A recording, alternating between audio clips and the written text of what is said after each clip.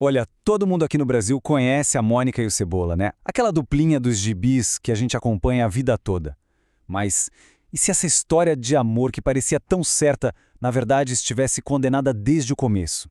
É exatamente isso que a gente vai investigar hoje. Sabe aquela pergunta, né? Se um amor de infância pode mesmo durar para sempre? Pois é, no universo da Turma da Mônica, essa pergunta vira uma coisa épica. E olha, bem mais sombria do que a gente imagina. Então, a ideia aqui é simples. Vamos entender por que o namoro do Cebolinha com a Mônica simplesmente não tem futuro. E isso não é achismo, não. As pistas estão todas lá na Turma da Mônica jovem, desenhadas literalmente para quem quisesse enxergar. Mas para a gente entender por que esse relacionamento estaria fadado ao fracasso, a gente precisa voltar um pouquinho. A gente precisa entender por que eles cresceram para começo de conversa. E a resposta, acredite, não tem nada de romântica. É puro negócio. É que lá por 2008, a Maurício de Souza Produções teve uma sacada genial. Eles perceberam que a galera que cresceu lendo os gibis clássicos, bom, essa galera cresceu, já era adolescente e não se conectava mais com as historinhas de criança.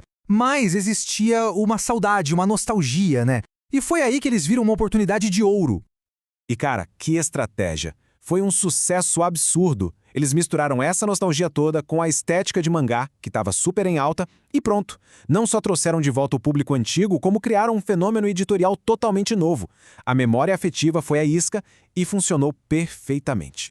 Só que o sucesso de vendas não explica tudo, porque a série jovem tem um tom diferente.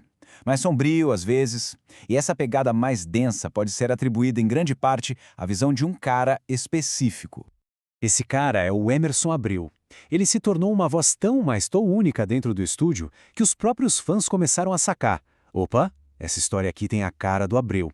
Foi ele quem pegou esses personagens que a gente amava e os levou para lugares bem mais complexos, bem mais maduros. E é bom a gente lembrar como eram as coisas na época. Por décadas, os criadores dos gibis da Turma da Mônica não levavam crédito individual. Era tudo assinado como Maurício de Souza. Então, o fato do estilo do Abreu ter se destacado tanto nesse ambiente meio anônimo só mostra o quanto a visão dele era realmente fora da curva. E é justamente essa visão dele que nos leva para o centro da nossa análise de hoje. Para uma saga específica, uma saga épica, com uma pegada de terror, que escancara a verdade sobre o casal mais famoso do bairro do Limoeiro. Estamos falando da super saga do fim do mundo. Essa saga é gigante. Ela vai se construindo em várias partes que se conectam. Começa ali com Sombras do Passado, depois tem um especial de Dia das Bruxas, e aí a coisa fica séria e culmina na trilogia Umbra, que é aterrorizante. A cada passo a gente vê os personagens afundando mais e mais no universo de terror sobrenatural.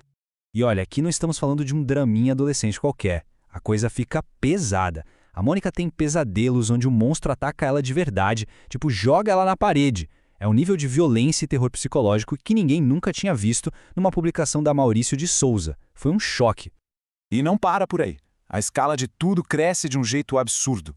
Aquela rivalidade boba de colégio, da Penha com a Mônica, esquece. Ela se transforma numa batalha pelo destino do mundo. Porque a Penha não é só uma garota má. É revelado que ela é o cavalo vermelho da guerra, um dos 4 cavaleiros do Apocalipse. Sim, tipo o Apocalipse bíblico mesmo.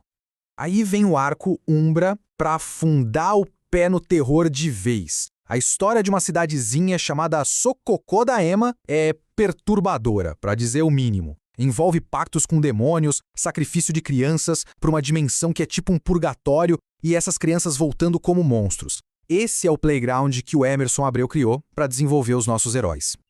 Ok. Pacto com demônio, fim do mundo. Mas o que isso tem a ver com o namoro da Mônica e do Cebola? Bom, é aí que está o pulo do gato. Segundo essa análise, esses elementos de terror não são gratuitos, não são só para chocar. Eles são, na verdade, metáforas. Metáforas poderosíssimas para as falhas psicológicas dos dois. Vamos pensar na Mônica. A gente a conhece pela super força, né? Mas, psicologicamente, ela é extremamente frágil. Toda aquela provocação que ela sofreu na infância, os apelidos, isso deixou marcas profundas. Ela tem uma necessidade constante de ser validada, de ter aprovação, especialmente da pessoa que ela ama. E tem essa cena, num pesadelo dela, que é a chave pra tudo. O Cebola diz pra ela, Mônica, você é muito burra, você jamais vai alcançar a inteligência que eu tenho. Isso é o maior medo dela vindo à tona, que o Cebola, no fundo, a veja como inferior. E isso nos leva direto para o problema dele. Porque o Cebola, por outro lado, pegou aqueles planos infalíveis da infância e transformou isso num traço de personalidade. Ele se tornou um adulto arrogante, que se acha mais inteligente que todo mundo e, pior, um manipulador. Ele esconde informações, cria cenários, tudo para controlar as situações e as pessoas, inclusive a Mônica. E é aqui que o quebra-cabeça se monta. De um lado, temos uma pessoa que precisa desesperadamente de aprovação. Do outro, uma pessoa que se recusa a dar essa aprovação porque precisa manter o controle. O que acontece quando essas duas dinâmicas se encontram? Tem um diálogo que é simplesmente genial e resume tudo. O Cebola, todo romântico, compara eles a Romeu e Julieta. E a Mônica, na lata, responde: Tu tá ligado como é que termina a história de Romeu e Julieta? É perfeito. Ele tem essa visão idealizada, meio cega, enquanto ela já tem a consciência da tragédia. Ela sabe que tem algo muito errado ali. É a receita do desastre, né? A necessidade dela de validação e a necessidade dele de controle são forças opostas que se anulam. Enquanto ela precisar que ele a valide e ele continuar a manipulá-la, mesmo que com a desculpa de proteger, eles vão continuar nesse ciclo tóxico, de infelicidade mútua. E como se não bastasse, a profecia da saga coloca a cereja nesse bolo macabro. O Apocalipse não é só um pano de fundo. A profecia diz que o próprio Cebola está destinado a se tornar o último cavaleiro. Ele é o agente do fim do mundo. A tragédia pessoal dos dois vira literalmente a tragédia do mundo inteiro. No fim das contas, toda essa saga de terror é um grande e se. Para a Mônica e o Cebola darem certo, eles teriam que deixar de ser quem são. Ela teria que vencer essa insegurança paralisante e ele essa arrogância controladora. E a pergunta que fica no ar é essa: as pessoas podem mesmo mudar tanto assim? Ou será que alguns futuros, assim como algumas histórias, já estão escritos?